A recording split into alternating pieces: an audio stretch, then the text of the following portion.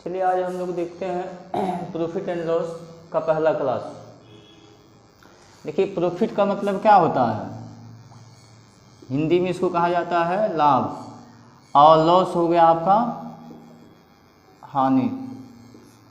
जैसे देखिए कोई भी वस्तु हम बेचते हैं, जैसे मान लीजिए कोई भी वस्तु जो है कहाँ से आता है, खरीदने पे ही आता है ना।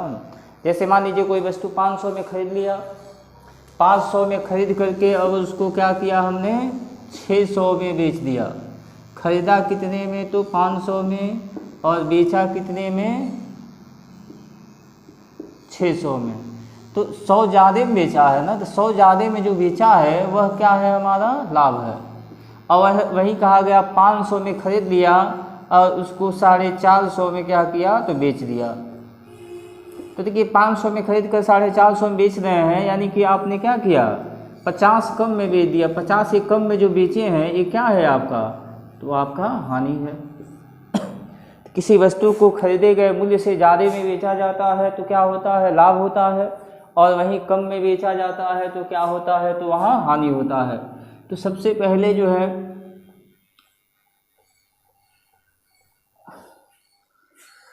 कुछ बातें याद रखिएगा। जैसे कहा जाए कॉस्ट प्राइस,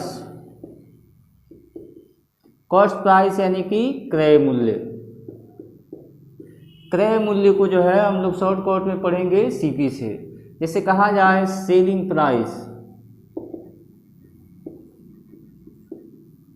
सेलिंग प्राइस यानी कि विक्रय मूल्य।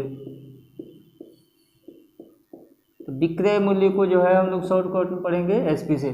जैसे कहने का मतलब जब किसी क्वेश्चन में सीपी की बात की जाए तो आपको ध्यान देना चाहिए सीपी का मतलब कॉस्ट प्राइस यानी कि क्रय मूल्य, और एसपी की बात की जाए एसपी का मतलब हो गया क्या, सेलिंग प्राइस यानी कि विक्रय मूल्य। बेचा गया, विक्रय मूल्य मतलब बेचा गया मूल्य। मार्केट प्राइस,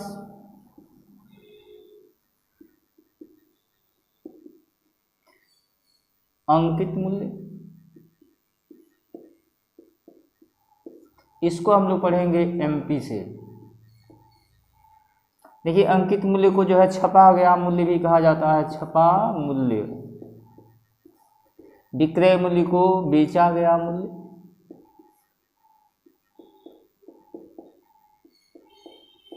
क्रय मूल्य को जो है क्रय मूल्य हो गया खरीद मूल्य कह देगा, लागत मूल्य कह देगा, व्यय भार कह दिया जाए। चारों बात एक ही है। व्यय का मतलब हो गया जो उस पर आपने उस सामान को लेने में खरीदने में व्यय किया। लागत मूल्य यानी कि जो उस पर लागत आया, बात एक ही हो गया। खरीद मूल्य यानी जितना में खरीदा था। क्रय मूल्य, व्यय भार, लागत मूल्य। और याद रखेंगे जब भी सीपी की बात हो तो आपके दिमाग में आना चाहिए खरीदने की बात हो रही है। एसपी की बात किया जाए तो याद रहना चाहिए कि विक्रय मूल्य यानी बेचने की बात हो रही है। और मार्केट प्राइस एमपी की बात की जाए तो एमपी का मतलब हो गया छपे मूल्य की बात हो रही है। आइए अब एक छोटा सा एग्जाम्पल लेते हैं।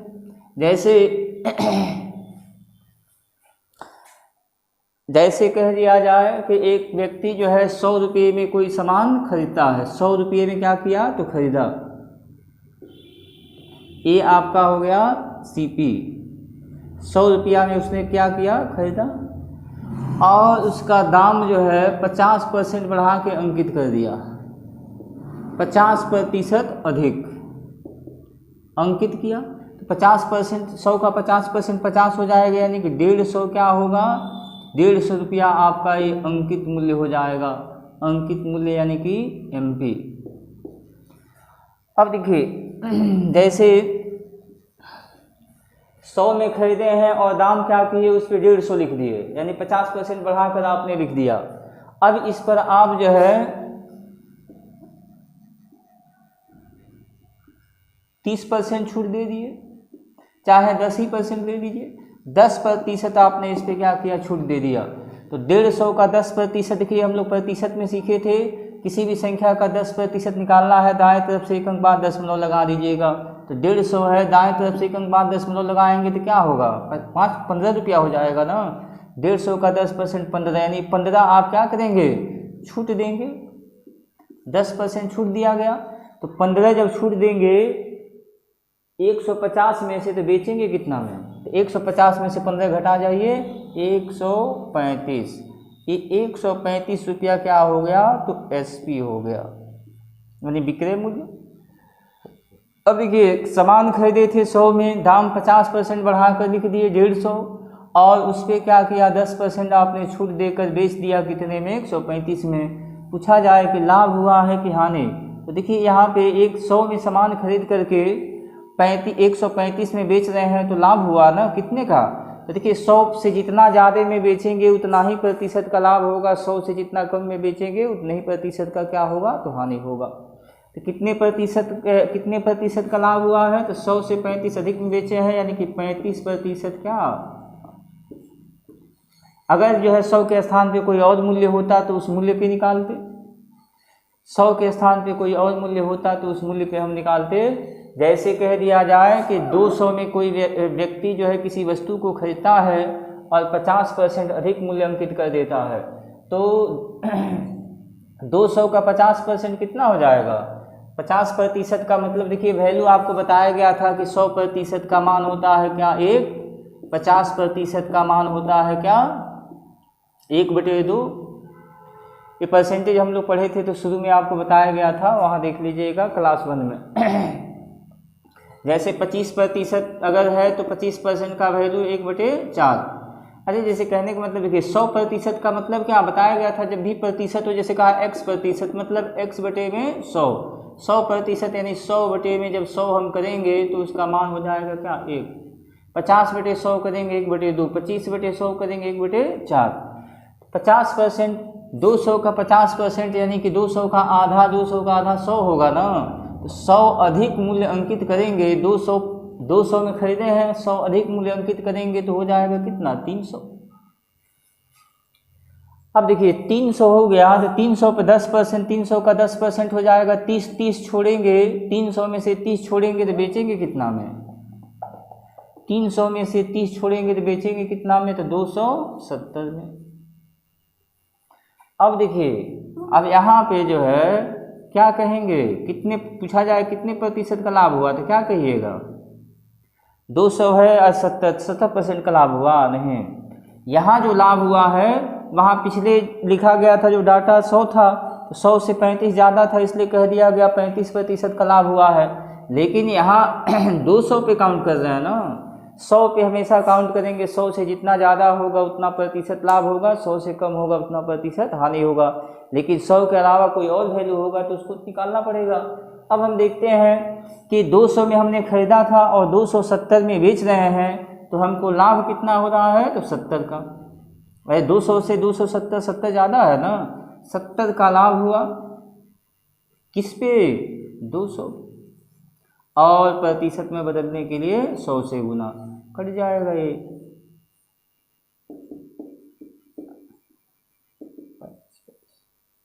कितने प्रतिशत का लाभ हुआ? 35%।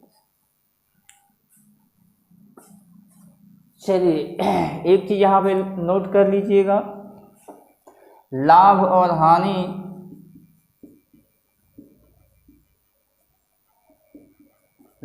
हानि हमेशा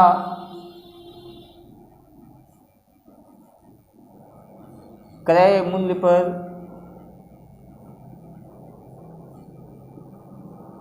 निकालते हैं।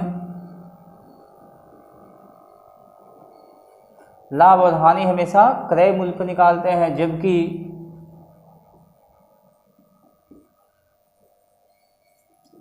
छूट हमेशा अंकित मूल्य पर।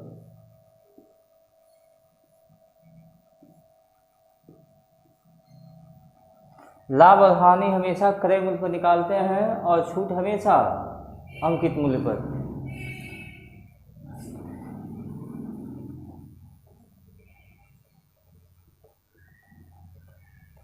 जैसे कहने का मतलब देखिए, कह दिया जाए कि एक व्यापारी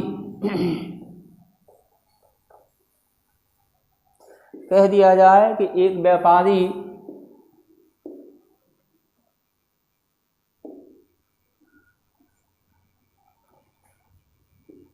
300 रुपये में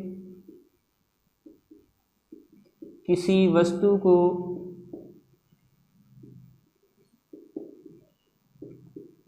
खरीद कर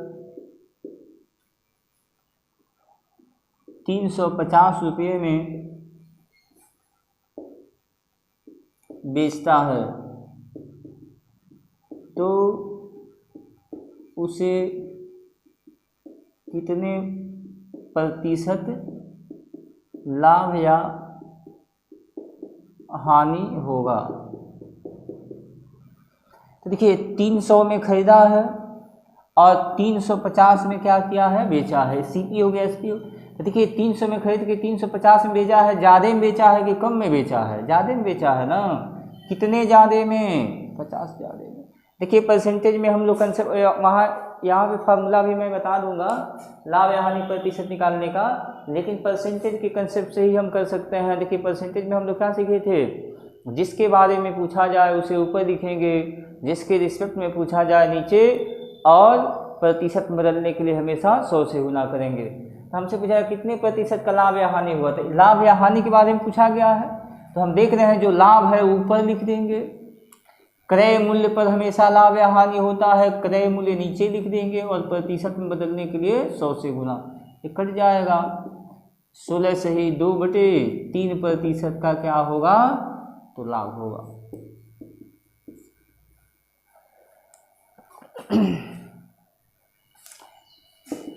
ठीक है। अब देखिए कह दिया जाए कि एक व्यापारी 300 रुपये में किसी वस्तु को खरीद कर इसी में थोड़ा सा चेंज कर दे रहे हैं, 350 रुपये में किसी वस्तु को खरीद कर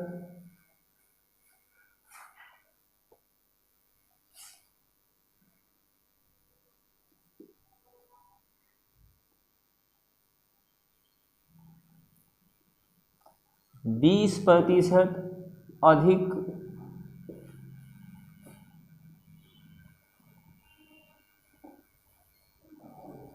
मूल्य अंकित करता है यदि उस वस्तु को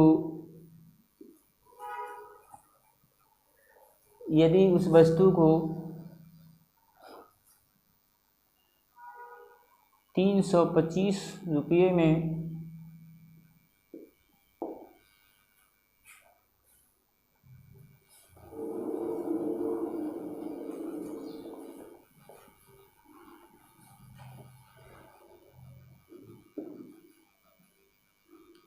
बेचता है तो छूट प्रतिशत क्या होगा।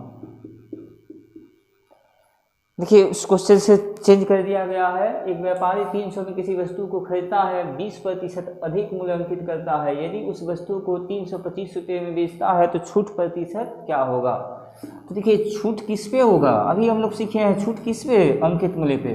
तो पहले तो अंकित मूल्य पता किया जाए। अंकित मूल्य हम पता करते हैं, देखिए 300 में खरीद करके 20% तो उसका अधिक मूल्य अंकित कर दिया। 20% का वैल्यू आप जानते हैं, 20% का वैल्यू कितना होता है, 20% का वैल्यू होता है 1/5।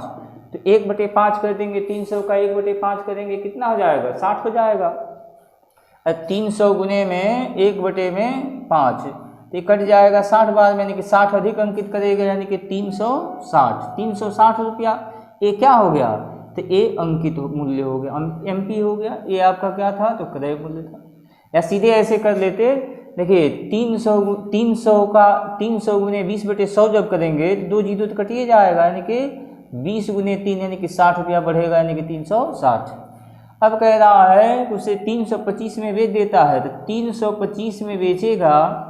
ये बताइए 360 लिखकर 325 में कोई दुकानदार अगर बेचता है तो छूट दिया है कि और ज़्यादा दाम ले लिया है, छूट दे रहा है ना, कम में बेचा है। कितने कम में, तो अंकित मूल्य से 360 से कितना कम है, ये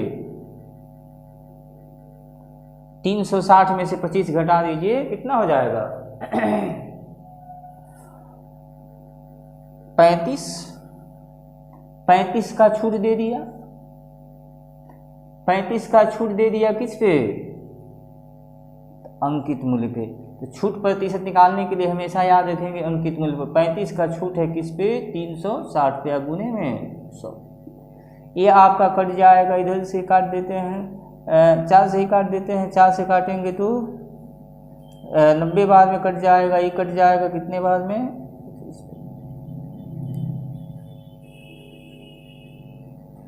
और 5 से काट देते हैं 50, 25 तो ये कट जाएगा 18 25।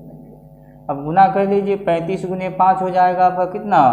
25 और 5 3 15 और 2 17 और बटे में क्या? तो 18। ये हो जाएगा फिर। तो ये कट जाए कितने बाद में जी?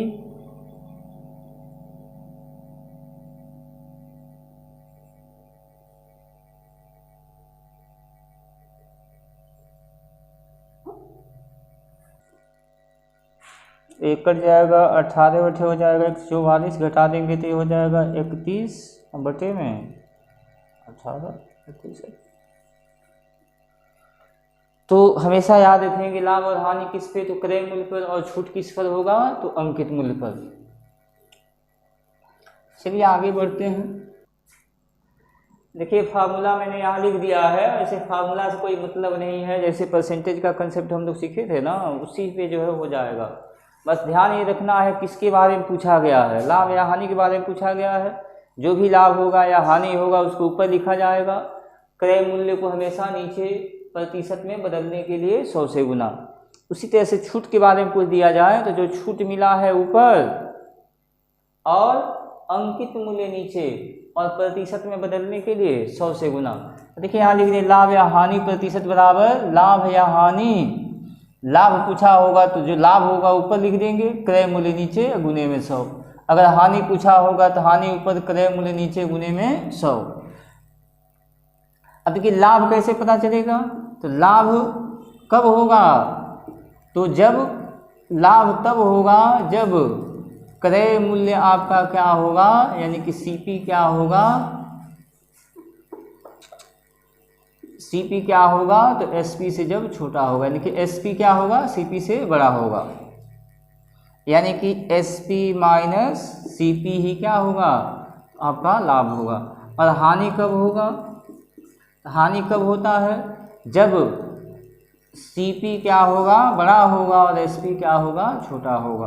तो वहाँ पे सीपी माइनस एसपी ये क्या होगा? तो आपका हानि होगा। तो देखिए इसको जो है फार्मूले को हम ऐसे भी लिख सकते हैं। देखिए एसपी माइनस सीपी बटे में सीपी। एसपी मतलब विक्रय मूल्य और सीपी मतलब क्रय मूल्य, बटे में क्रय मूल्य गुने में 100। जैसे एसपी में से सीपी घटाइएगा, अगर साइन प्लस में आता है, साइन प्लस में आता है तो लाभ होगा, और माइनस में अगर आता है तो क्या होगा? हानि होगा। लेकिन ये सब जो है छोटी छोटी बातें हैं। इतना तो आप जो है खुद सोच सकते हैं कि ज़्यादा में वस्तु बिका है कि कम में बिका है। ज़्यादा में बिका है तो कितना ज़्यादा में बिका है ऊपर लिख देंगे, कम में बिका है तो कितना कम में बिका है ऊपर लिख देंगे। क्रय मूल्य को नीचे में लिख देंगे और प्रतिशत में बदलने के लिए 100 से गुना कर देंगे। आइए अब आगे बढ़ते हैं। देखिए एक छोटा सा क्वेश्चन है, कह रहा है व्यापारी किसी वस्तु को 500 रुपये में खरीद कर 600 रुपये में बेचता है तो उसे कितने प्रतिशत का लाभ अथवा हानि होगा? तो देखिए 500 में खरीद करके जब 600 में बेचा है तो स्वाभाविक देखिए दिखाई दे रहा है, ज़्यादा में बेचा है क्या होता है? तो लाभ हो रहा है। कितना ज़्यादा में बेचा है? तो 100 ज़्यादा में बेचा है। किस पे लाभ हम हानि निकालेंगे? तो क्रय मूल्य पे। 500 में खरीदा है, यानी क्रय मूल्य 500 है, नीचे लिख देंगे और गुने में 100।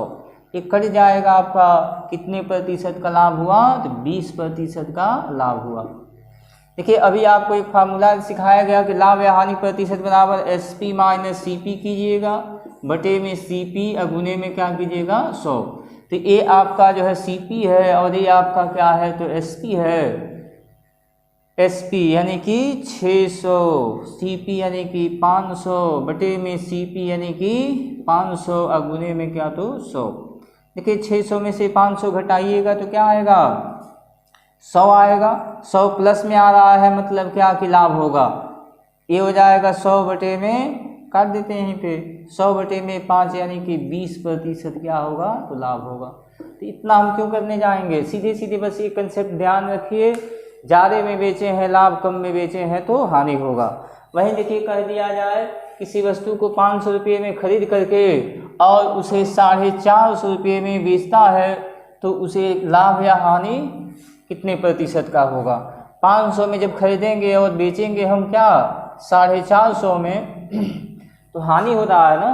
500 में खरीद कर 450 में बेच दिए, नहीं कितना कम में बेच दिए, तो 50 कम में बेच दिए, यानी कि 50 का हानि हो गया। किस पे 500 पे, अब गुने में 100 कट जाएगा, 10% क्या होगा तो हानि हो जाएगा। 10% की क्या हो गई हानि।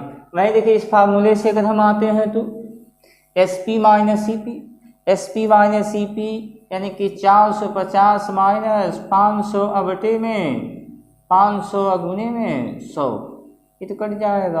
अब देखिए इधर जो है 450 में से 500 घटाइएगा तो क्या आएगा -50 बटे में 5, तो माइनस आने का मतलब हानि, यानी कि -10%। माइनस आने का मतलब क्या हुआ तो हानि हुआ।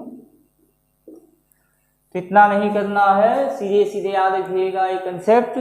किसके बारे में पूछा गया है, लाभ के बारे में पूछा गया है कि हानि के बारे में पूछा गया है। अगर लाभ होगा तो आपको पता चल जाएगा, खरीदे गए मूल्य से ज़्यादा में बेचा होगा लाभ होगा, और कम में अगर बेचा होगा तो क्या होगा हानि होगा। ज़्यादा में बेचा होगा, देख लेंगे कितना ज़्यादा में बेचा है ऊपर लिख देंगे, क्रय मूल्य नीचे लिख देंगे, और प्रतिशत में बदलने के लिए 100 से गुना कर देंगे। और हानि अगर कम में बेचा होगा तो स्वाभाविक है हानि होगा, जितना कम में बेचा होगा ऊपर लिख देंगे, क्रय मूल्य नीचे लिख देंगे, और प्रतिशत में बदलने के लिए 100 से क्या करेंगे गुना कर देंगे।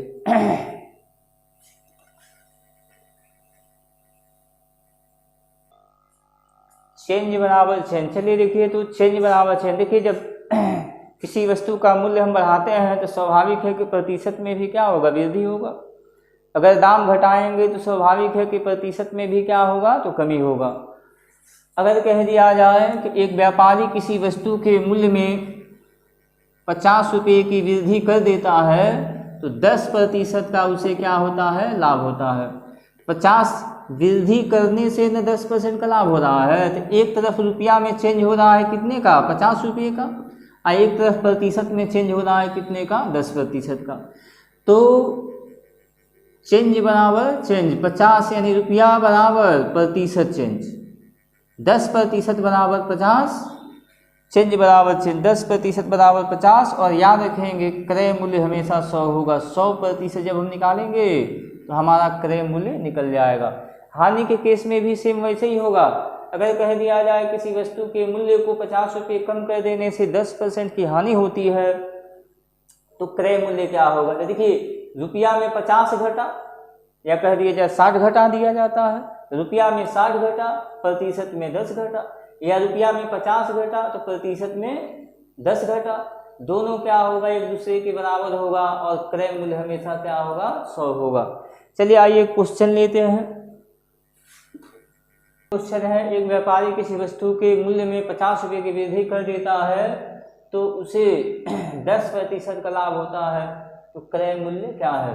तो देखिए प्रतिशत में वृद्धि हुआ है 10 किसके कारण 50 रुपया दाम बढ़ाने के कारण, तो 10% बराबर आपका क्या होगा 50 होगा, और क्रय मूल्य हमेशा 100, 100 बराबर क्या होगा तो 50 बटे में 10 गुने में 100 कट जाएगा। 100 गुने में 5 करेंगे क्या होगा तो 500 होगा। देखिए कुछ लोगों को यहाँ समझ में नहीं आ रहा होगा जो परसेंटेज नहीं का क्लास नहीं देखे होंगे, वहाँ हम लोग सीखे थे। देखिए 10% का वैल्यू जो है 50 है, तो यहाँ पे 1 का वैल्यू हमको पता चल जाए तो जिसका भी मान चाहे निकाल सकते हैं। 10% बराबर 50 है तो 1% बराबर क्या होगा 50 बटे में 10 यानी कि 5। क्रय मूल्य पूछा गया है 100 होगा, यानी कि 5 गुने में 100 करेंगे 500। चलिए देखिए क्वेश्चन है ठीक उसका उल्टा। एक व्यापारी किसी वस्तु के मूल्य में 45 रुपये की कमी कर देता है तो उसे 10% हानि होती है। ये 10% हानि क्यों हो गई, दाम में 45 कमी करने की वजह से। इसी के वजह से ना ये कमी हुआ है। तो 10 का वैल्यू हो जाएगा कितना 45 और क्रय मूल्य हमारा हमेशा क्या होगा 100 होगा। 10 बराबर 45 तो 100 बराबर, और 1% का वैल्यू निकालेंगे 1% बराबर 45 बटे में 10 गुने में 100 कट जाएगा। ये 45 गुने 10 करेंगे कितना हो जाएगा तो 450। क्रय मूल्य उस वस्तु का क्या हो जाएगा तो 450 हो जाएगा। चलिए टोटल बराबर टोटल देखिए जो चेंज बराबर चेंज था ना वही कंसेप्ट यहाँ भी है, लेकिन थोड़ा सा जो है उसे चेंज। टोटल बराबर टोटल, टोटल बराबर टोटल का मतलब हो गया जैसे हम कह दें किसी वस्तु को 600 रुपये में बेचने पर, क्वेश्चन कर दिया जाए किसी वस्तु को 600 रुपये में बेचने पर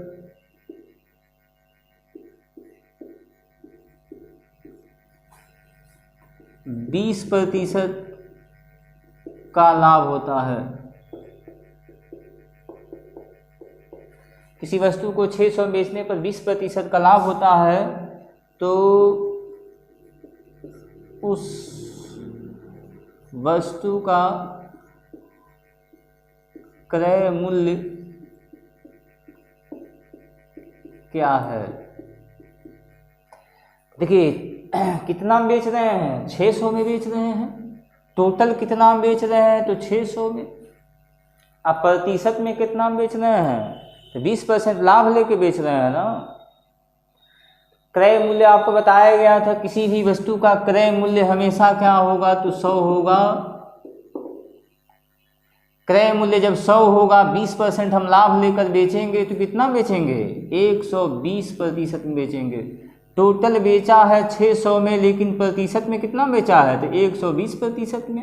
120% बराबर 600 और क्रय मूल्य हमेशा क्या होगा 100%, यानी कि 600 बटे में 120 गुने में 100। इधर से कट जाएगा आपका, काट दीजिए। 5 बार में गुने में 100 करेंगे क्या होगा तो 500। देखिए परसेंटेज में ही कंसेप्ट हम लोग सीखे थे।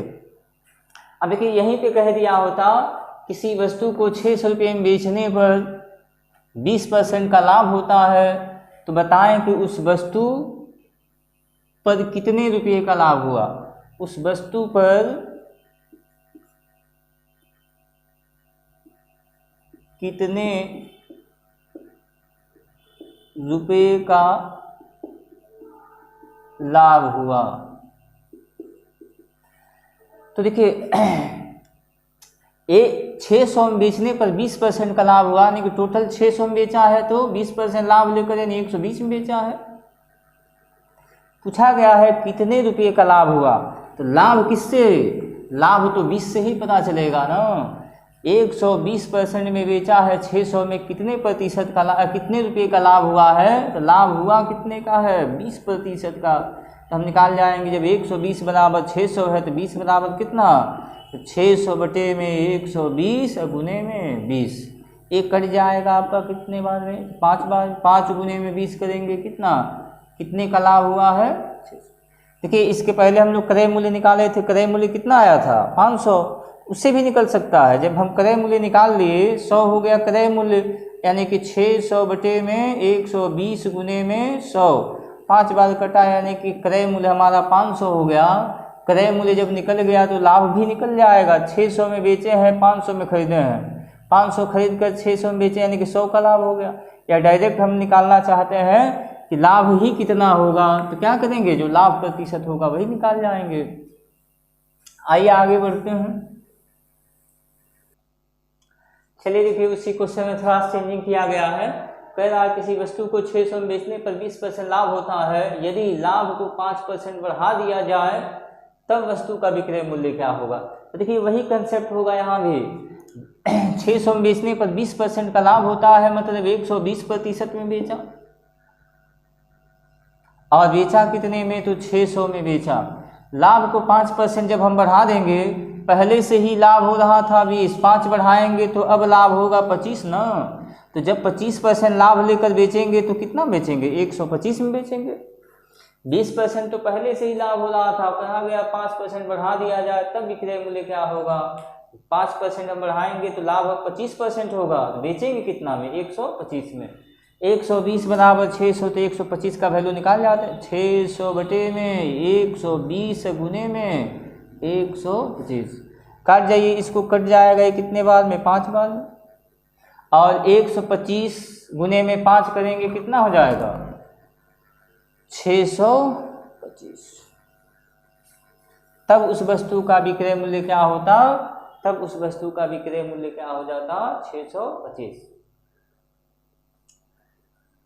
क्रय मूल्य निकाल के भी निकाल सकते हैं, जब क्रय मूल्य निकालते तो 500 आता, फिर 500 का 25% निकालते 125 आ जाता, तो 125 और 500 हो जाता कितना, 625। कितना हुआ। चलिए अगले क्लास में जो है इसी तरह का बहुत सारा क्वेश्चन जो है, इसमें बहुत सारे टर्म्स आएंगे, बहुत सारे टाइप क्वेश्चन बनेंगे, लेकिन कंसेप्ट आपका वही होगा। अगले क्लास में जो है हम लोग पढ़ेंगे आगे। चलिए।